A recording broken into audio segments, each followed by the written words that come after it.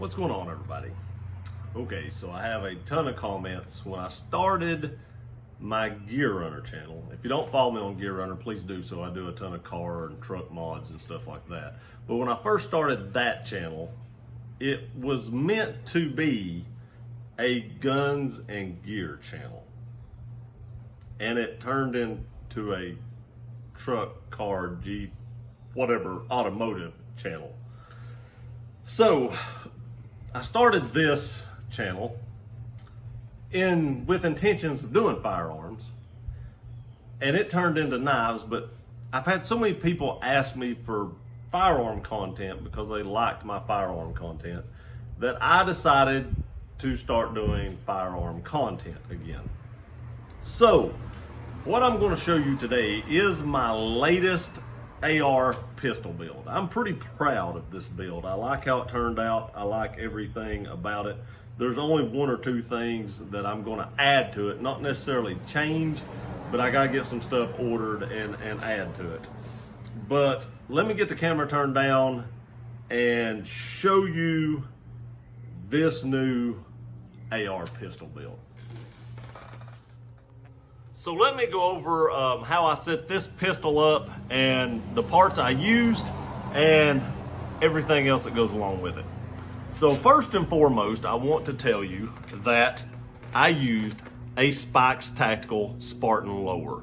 I like Spikes Tactical lowers. I've used these in the past. They make a good lower.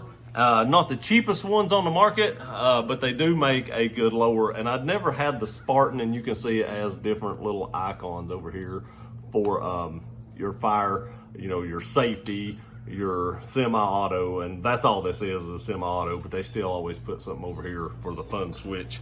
If you have the capability of doing that, which I don't, this is just a semi-auto pistol.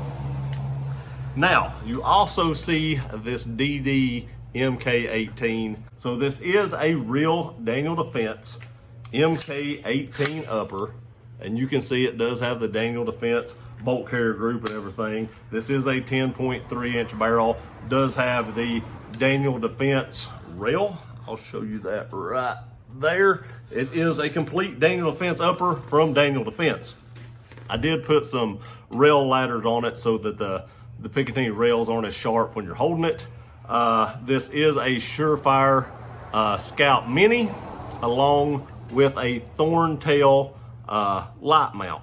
Now normally I put my lights on the right hand side of the pistol, and then I put a pressure switch on the top, but I did not have a tail cap for this one to be able to do that. So I had to mount it on the left hand side so that when I hold it, I can hit it with my thumb.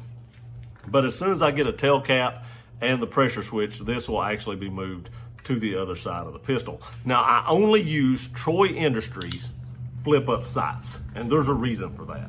A lot of people use Magpul and stuff like that, but I only use Troy for this reason. I can push them up, no problem, and then they lock. The front one is the same way, locks. I don't have to worry about hitting something and my front sight or my rear sight falling if my optic goes out. There are little buttons right here on this side that you push, and then your sights go down.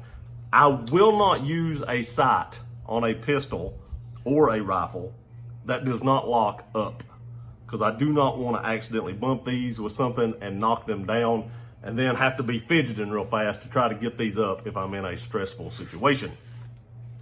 The way I built this lower, I'm pretty proud of. I spared no expenses with this lower. These are Geisley takedown pins, and you can see they do have like a knurling on them, along with a Geisley mag release, which has the same knurling as the takedown pins. Now the takedown pins don't say Geisley anywhere on them, but the mag release that matches them does have a G on this side of the mag release, and you can see the bolt release right here is also a Geisley and shares that same knurling. And if you look close, I believe it's this side, yes, you will also see a G right there on this Geisley SSA trigger. And if I flip it up this way, you can see, nope, I was right the first time. You can see the G on the bottom of the trigger guard, which is also a Geisley. Then on all my rifles and pistols, this is a pistol, but I use these on my rifles as well, is these Battle Arm Development ambi safety. And I always put the short side on the right hand side. If you're left-handed, you'll probably want to put the short side on the left-hand side. And I always red Loctite the left-hand side, which is the long side, and blue Loctite the right-hand side, which is the short one. And the reason I do this is because if I ever need to remove this safety, it removes from the left side out. I can remove this short one, being this blue Loctite, it will come loose, and then I can take my safety out. But in the event that this falls off somehow, if it gets knocked off or whatever, if the blue Loctite comes loose, whatever it is, this side is red Loctite in, and I still have a safety just like you would have just a one-sided safety. So that's the reason I red Loctite the left-hand side and only blue Loctite the right-hand side. Okay, let's move on to the optic. This is an Aimpoint Comp M4. Aimpoint is my preferred optic. It's just about all I use is Aimpoints. I do have an EOTech and I've had a couple others, but Aimpoint's battery life is way better than EOTech. This thing will run like 8 years on a lithium AA battery. 8 years, and it comes with a mount. Now these aren't cheap. I think these optics are something like $800 and some. So they are not cheap. But I think this is the best you can get for your money. They do have the T2 micros. I've got a couple of T2 micros actually. I do like those. They run on the CR2032 batteries, where this runs on a AA. So if it's going to be a firearm that, you know, I'm going to use more than likely in a bad situation, or if a world event happens and it turns bad, I want a battery that is readily available, and AA's are everywhere. Now they do make like some other options. I think they've got a Comp M5 or something that runs on AAA's, and I'm sure that's a good optic as well. But I do prefer the Comp M4. I do have a couple of these. Have one on this Daniel Defense, and I have one on my BCM 16-inch rifle. Now also on this pistol, I used a Radiant Arms ambi charging handle. This is my favorite charging handle. I love the way these looks. They've rounded everything off. There's nothing sharp. There's nothing wrong with the other ambi charging handles. I just prefer this one. As for my brace, I've tried several different braces, and I have several different braces. On this one, I use the SB Tactical PDW, and I really like it. It is adjustable, so if you need if you have bigger arms and you want to put this thing on your arm, you can adjust this by pushing this little lever right here, and you can adjust it in and out. If you're a female and you have small arms, you can adjust it in and then stick your arm through this hole, and you don't need to have it that long. So you actually can adjust the length of pull for what size arm, because these things are made to be wrapped around your arm and used that way. So depending on how long your arms are, depends on how you can adjust this. It does have 3 adjustments like that right there. Okay, so let's move up to the hand stop. This is a pistol. You cannot put a vertical grip on a pistol. You have to use hand stops, and that's what this is, a hand stop. And this is by Mech Force, MECHFORCE. I looked up a lot of these, and this is the one I like the best. It is aluminum, and it angles this way. This is not the intended way to put this on. It is meant to be turned around the other way. And so is the BCMs. The BCM makes a actual vertical grip that I use on a lot of my rifles, and I turn them this same way. And I'm going to tell you why I do that. That way, whenever I pull into this, like so, it actually faces away from the way I'm pulling, and I get a tighter grip and more back. I can put more back pressure on this to control recoil versus if it slopes with my hand. So that's why I actually turn all my hand stops and my vert grips to where they angle the wrong direction. And I do that on, no matter if it's a rifle or a pistol, I do that on all of them. And that's why I do that. And I've had a lot of people ask me about this just in pictures, and that's where I got it. And I really, really like this one.